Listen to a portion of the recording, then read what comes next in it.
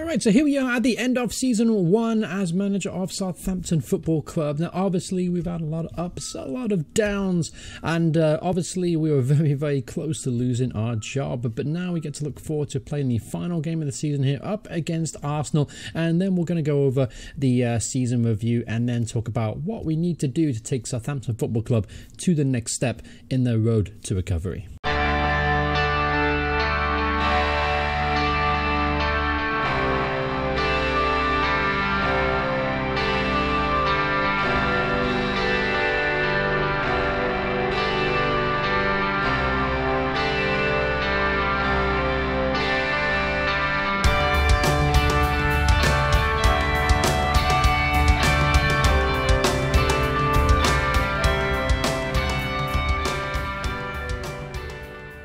Alright, so here we go, and the final game of the season up against Arsenal at home. My name's FM Jennyman, and I'd like to welcome you back to Save Our Saints episode number 7, and we made it through an entire season. So, yes, get in there. I didn't expect to last an entire season. I can't remember the last time I actually made it through an entire season on a beta. Usually I flounder and I just perform poorly because of all the minute changes, and I'm not very good at adapting, honestly, as you can probably already tell. But anyway, I'm up against Arsenal here in the final game of the campaign. Just a brief look here. I'll see how things are going. We've actually done very, very well. Since that defeat against Tottenham in episode 5 when we were trying to save our job, we've only lost 2 other games since then. Liverpool 4-1 and Everton 2-1. The rest of the time, performing really well and defending exceptionally. As you can see, lots and lots of clean sheets when you compare that to the opening of the season. And yeah, you can see that it was as a struggle, especially from this little December run here. We don't want to talk about that though, do we?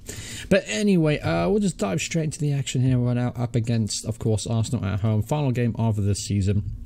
We'll try and go out there with our strongest 11 possible, because, you know, the whole summer to rest. They don't need to rest any players now. Pointless, really. So I want to go out on a bang. I'd like to get a result here. We actually beat Manchester United in the last game 2-1 at Old Trafford. So that's a really positive sign that maybe we're starting to turn a corner and really start to produce a quality outfit again. But anyway, James Ward-Prowse lately has come back in the team, and he's done very, very well. I might have to rethink his transfer listing, to be honest with you. He looks really, really good as this inside forward playmaker type. He's got himself 6 assists in only 11 appearances this season, just because of that run of games he had. And just every time he touched the ball, he seemed to find someone in a good position. And lucky enough for us, they actually found the back of the net. Anyway, De Santos is going to play through the middle. Moreno, I'm actually not going to play him today. I'm playing Romeo, by the way, ahead of Sanchez. I'm not trying to use my lone players. I want to get a last look at like Romeo, El Yunusi, and those type of guys, because obviously there may be that's probably going to be probably not going to bring in those players back, and I would like to maybe look and see what we have first, just to, you know, attack the summer with a little bit of planning and thought process in mind. Alright, so here we go. Arsenal line up in a very similar system. Actually added Fekir though, Nabil Fekir. We know this guy is going to be a really, really good player this year in FM19. So far he's done okay for them. 6 goals, 6 assists, average rate of 7.19. How are Arsenal doing in the table? Just out of interest, I didn't actually look at that. Oh, this is the league table, by the way. We're in 9th place, very, very comfortable. The lowest we can finish now is 11th, believe it or not. But so yeah, it's been a pretty good campaign. Much better than last, I'd say, for Southampton. So at least I'm going in the right direction, right? But anyway, Arsenal are 4th, but they still have to hold off Tottenham for the last Champions League spot. They also have the opportunity to actually win the league if results go their way, but it would mean Man United, Liverpool and Man City would all have to lose from Arsenal if they beat us today to then jump to the very top of the table. So incredible title race, really, really open. Bit different to last season, of course, last Football Manager, because I think Man United ran away with it 9 times out of 10 and just ran away with it like by 20 points at some situations. But anyway, jumping to the game here. Who they got in midfielder? Christopher Aja, that's a really good player as well. How much did they pay for him, just out of interest? 33 million. I paid 32 million for De Ligt, and honestly, that feels like a bit of a bargain, doesn't it? Maybe I should have gone for him instead. But De Ligt has been good. I'm not going to knock him. He's been better the second half of the campaign. All right, here we go. Up against Arsenal. Final game of the season. Let's finish the season with a bang, shall we? All right, free kick Arsenal here, 6 minutes in. Ball gets whipped in. Corner kick, I should say, sorry. Wesley Hood with the clearance, only as far as a Jur. There's Ozil. Now, obviously, we were burned pretty bad from them at the Emirates Stadium in episode 4, I think it was. Or 2. Was it 2? Episode 2? 3. Episode 3. It was episode 3. We played Arsenal and Manchester United. But anyway, yeah, we were burned pretty badly. And Ozil, not much pace about him, but he seemed to run straight through the middle of our defence there. Not a fan of that. Good football this is. Ryan Bertrand's now to the byline, puts it in. There's Danny Ings. Oh, Danny Ings. He started score a few goals lately again. He kind of scores goals and runs, simply because he's been injured a lot this season, as you would expect. It is Danny Ings after all. And when he does get back in the team, takes him a couple of weeks to get going again. But when he does, he's got himself 11 goals this season, maybe 12. Definitely a top goal scorer. Anyway, halftime here, and okay, doing pretty good. Actually matching Arsenal pretty much. If you look at the match stats, we're actually controlling possession, which is actually quite incredible against an Arsenal team. Holding on to possession like that, that's a really, really good sign. That's exactly the type of football that I want to see. Anyway, here is perhaps an attack for Arsenal. Remade as well to snuff out that chance, though.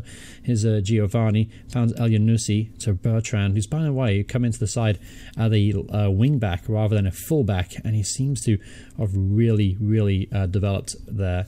Anyway, here's Ramsey to Fekir. Back to Ramsey. Toljan with the interception. Angus Gunn's going to make the clearance to no one. All right, so here's Mkhitaryan, though. Gets the byline. Puts the ball in. There's Asia in the box, and lucky enough, though, it goes wide of Angus Gunn's left-hand post. All right, make a change up top. I'm actually going to put in Maxwell Cornet on the left-hand side of midfield. I'm also going to play Thomas Harlan. Give him a run out. Give Lamina a break. He always wants a break. So I'm going to actually Thomas Harlan. His best role right now is a centre midfielder on attack. Now, he's a very talented young player. You saw him in the youth intake episode, last one out. He's actually played a couple of games, and so far, he hasn't looked out of his depth. So I've got really, really big hopes for Thomas Harlan that he could be the next great Southampton Youth Academy prospect. Alright, last and final change. We're not 4 minutes ago in this game, believe it or not. It's been kind of a dull affair, especially when Arsenal obviously trying to win the league and trying to hold on to that last Champions League spot. I'm surprised they haven't gone for it more. But anyway, here's Gabbiadini now. Came off of Danny Ings. Oh, Gabbiadini. Gabbiadini. Alright, so 3 minutes of added on time here, and we could finish the season here with a draw against Arsenal at home. And honestly, you could argue that we've had the better of the chances between the two sides. Here's Haaland now, finds him on a Prowse, can't get there though. Oh, that's a mistake there from Petr Cech and almost fell to the feet of Maxwell Cornet. Anyway, here's Ozil on the break. De Ligt though snuffs him out. Beautiful there for Matthias De Ligt. Alright, so this highlight could go either way still.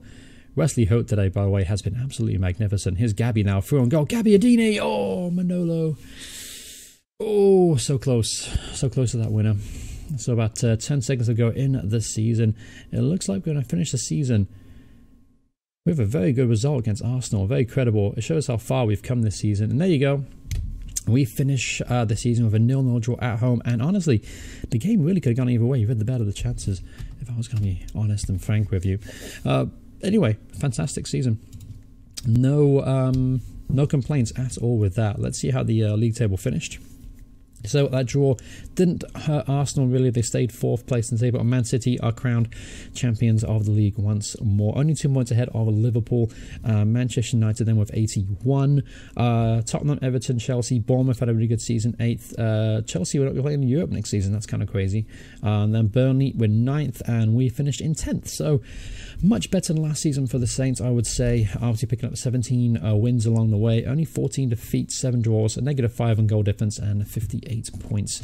Huddersfield, Leicester and Cardiff went down, and there was a group of teams essentially the same at the lower half of the table. Let's go take a quick look at some of the player stats, shall we? Goalkeeper, goals as you would expect, Harry Kane. Once again, absolutely unstoppable beast in Football Manager. Harry Kane, 34 goals in 37 appearances. Aubameyang from Arsenal, we kept him at bay today. He got himself 21 goals. Kun Aguero got himself 20. Firmino 20. Josh King is in there too, 16. Lukaku only got 15. Toussaint did well for Everton there. And Origi, who I think still plays for Liverpool technically. Although I guess he's going to move to Lyon at the end of this season. He got himself 14 goals. It's actually pretty decent. Let's go over assists real quick. Salah, 14. Ozil, 14. Lucas Moura. Watford player in here. Gerald Doulafu, I guess how you pronounce his name. I'm not quite 100% sure. But he had a great campaign too, I guess, for them. Ryan Fraser in there, 11 assists.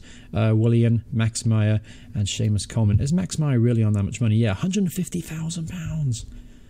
I saw that on Twitter. That's ridiculous. He's a really good player, but he ain't worth £150,000 a week. That's absolutely obscene. Anyway, enough of the rest of the league. Let's go through this, see anything new here. So, we'll do that, whatever, later. Let's see. All right, so he got himself £21 million for sitting in 10th place in the table, so that's pretty good. I think that takes us back in the black. Close enough. Yeah, close enough. With the TV money coming in, we'll be back in the black, and then obviously we'll be able to sort these finances out. As you can see, I kind of let it get out of control, but that's okay. Because you know what, it's a worthy investment in my opinion. But anyway, let's go over some of the individual performances this season. Start by average rating, of course, as you would expect. Lamina, man of the season, 7.2 all season long. He was a vital player for us. Now, the only problem with Lamina was all season he needed rest. He was consistently jaded, and honestly, we were lucky not to lose him for long stretches of periods with injuries and things like that.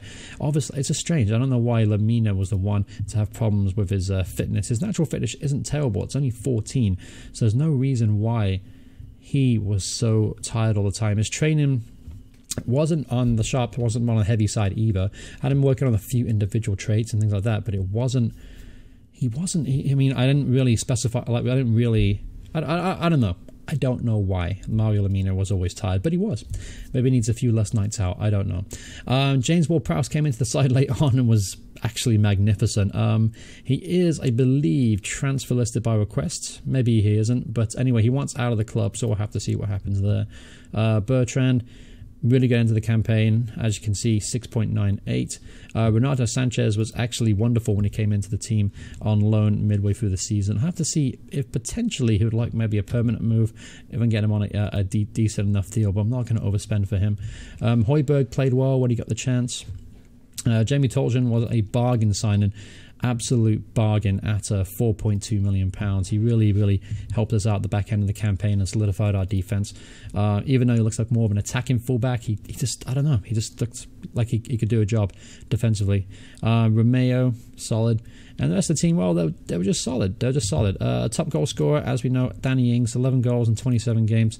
Unfortunately for Danny, though, you're going to see a lot of this, unfortunately, this season. As you can see, from about here onwards, you got a pulled thigh, pulled groin, pulled knee ligaments, twisted ankle, and more pulled knee ligaments. As you can see, considerable amount of time off this season. 9 weeks there. Oh, geez, yeah, he took about 12 weeks off this season. And yeah, unfortunately, Danny Ings is one of those players. Unfortunately, he's never quite going to get fit again, is he? But when he does play, and when he is on form, he's a handful for anyone in the Premier League. Then we got Lamina, got himself 7 goals from midfield. Incredible points for him again. Then Gabbiadini got himself 7 too, so deputised pretty well whenever Danny wasn't available. He also played a lot on the right side of midfield, cutting in and getting a few shots off. Being a left-footed player, kind of felt natural to play him in that role, and it kind of worked out for us. Stuart Armstrong quietly had a pretty good season too. 5 goals, 3 assists. Disappointingly, El Yunusi only got himself 2 goals and 2 assists. Giovanni Dos Santos was a big part in the second half recovery for us as well. 4 goals and 1 assist to his name. Now, I like to have chances created on here. I like to know who's creating the chances. Incredibly enough, in just 4 games, Thomas Haaland is the second highest in chances created per 90 minutes, 0.66, while James Ward-Prowse obviously top there, 1 chance created per 90 minutes. Obviously, I like to see these numbers jump up a bit next season. Mistakes this season, De Ligt got himself 3. That was from the early season form. Angus Gunn made a few mistakes, but that's a bit harsh. I can't remember anything particular about Angus. Maybe 1 game he had a problem, but apart from that, he's a really good goalkeeper. I think this guy's going to be really good in FM19 this year. Valued at only £11 million, you might be able to pick him up for a bargain fee as well. What else can we go over? Let's go training. I have training rating on here, by the way, to see the week so we can understand who's playing well in training and who deserves that last spot in the team if I'm kind of 50-50 between 2 players. Anyway, yeah, that's really it on the squad side of things. Go over the schedule again real quick. As you can see, lots of highs, lots of ups, but the way we finished the season was very, very encouraging. I'm hoping we continue that into next season. Now, naturally, we're going to have to get rid of quite a few players to try and improve this team. I don't have a lot of money to spend, I don't think, in the summer, and I've got to get rid of a lot of deadwood on the wage as well. But as you can see, a lot of players are wanted, especially by team, which is a good sign already. That means I should be able to move them on for some decent fees, hopefully, and then I'll be able to reshape this side finally into the team that I want to see out there. But overall, I'm very, very happy with how this season's gone. Very, very happy. Alright, so we're going to talk briefly about some of the needs of the team itself. So going forward, obviously I'm happy with goalkeeper Angus Gunn. Fraser Forster comes back, he'll be the backup option. Unless I sell him on, then I will need to find a backup goalkeeper. At the back, I'm pretty satisfied with what we have right now. Obviously Toljan, Bertrand, De Ligt and Hoyt. And then after that, I may have to try and bring in maybe another centre-half if obviously Vestergaard leaves on transfer. Obviously I'm trying to move on Glenn Johnson as well, so Jan Valley will probably come in as a backup right back. That'll be a fine replacement there. I want to try and get rid of Victor Moses as well. In midfield, we potentially need another centre midfielder to play alongside Lamina, so that's why I'm thinking about maybe trying to bring Sanchez back. If not, I will have to look for another centre midfielder, potentially a board midfielder. Romeo is starting to, well, he's 27 right now. I wouldn't say he's not really starting to decline, but he's not really 101 in a board midfielder in there. He's just not quick enough, I would say. I need players that like to close down very quickly, and while he does a really good job there, had a very solid season, he's just not the player I really want to build around in the middle of the midfield. I want a bit more mobile player than Romeo. Attacking midfield, this could be an issue for me too. I'm probably need to find at least one or maybe two players to play out wide, at least dynamic attacking players, and I might have to try and finally answer that question: who's going to play the attacking centre midfield role? Dos Santos had it for a while. He did well, got a few goals, but he is 30 years old now and is starting to decline. As you can see, his pace has gone down a little bit, as his stamina. Technically and mentally still great, so as a player I can definitely utilise coming off the bench, but I think going forward I'm going to have to try and find a permanent replacement. Armstrong had his chances this season, but his form was patchy kind of at best, so if I can get an upgrade in that position, that would be great. On the wing, I need some improvement there as well. El Yunusi were disappointing. Maxwell Cornet was kind of disappointing coming in and out of the team. I'm going to see jumps from those two players. Gabbiadini might well be leaving the club, so that kind of leaves us a little bit short on quality, especially out wide. Marino probably won't be coming back. He had a pretty good end of the campaign, but he was no more than average and not really worth spending the money I'm sure Man City would want for him. But yeah, honestly, I'm going to be looking to upgrade the wingers. They're probably the most, and I probably maybe need a new striker as well. On the plus, on the back end of things, though, I do have a couple of options coming back into the first team who are out on loan right now.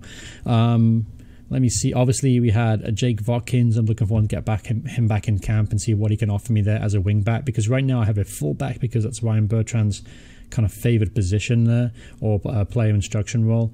While Jake Watkins is that left wing back, so it gets a bit of balance, because right now Toljan's a wing back and Bertrand's a full back. I kind of want two wing backs there. That's a goal, and Jake might be able to do that for me. But I'm looking forward to seeing how Matt Target develops too, by the way. Jordy Classy comes back, but he's not really good enough for the Premier League, in my honest opinion. I'll have to see what he does in training camp. I might try and get some money for him, perhaps. Callum Slattery, still a long way off playing regular first team football, but certainly can do a job there. Bouffal's coming back. I might keep Bouffal, because he is kind of that player that can do something amazing, but he probably won't start the majority of games. I put him transfer listed right now. If I get a really good bid for him, then I may accept it. But as of right now, Bouffal does feature on my first team plans next season, as does Sam Gallagher, actually. I want an alternate option. I want a target man option. And Sam Gallagher, 23 years old, he is a Southampton lad. Played a lot of teams, by the way, on loan, as you can see. But he is a Southampton graduate after he signed from Plymouth. And I'm looking forward to see what this kid do. He's had the chance in the Championship, and he's performed pretty well this season. As you can see, 21 goals in the Championship, or 19 in the Championship, 21 overall. And I'm looking forward to see what he can offer the team. Obviously, having Danny Ings up top doesn't really give you a target man option. Sam Gallagher will do that for me, though, and he's kind of already almost as good as Guido Carrillo, and if I could sell Carrillo, that would just be an absolute treat if we could sell him. Yeah, you're back up, honestly. All right, so yeah, that's pretty much going to wrap everything up. I've got nothing more to say. The preseason, what I might do, I'm just going to go through preseason. Obviously, we'll return at the start of season 2. Originally, I had planned maybe to do a live stream for preseason, but I realized the day that was going to fall on didn't really work out as far as scheduling goes.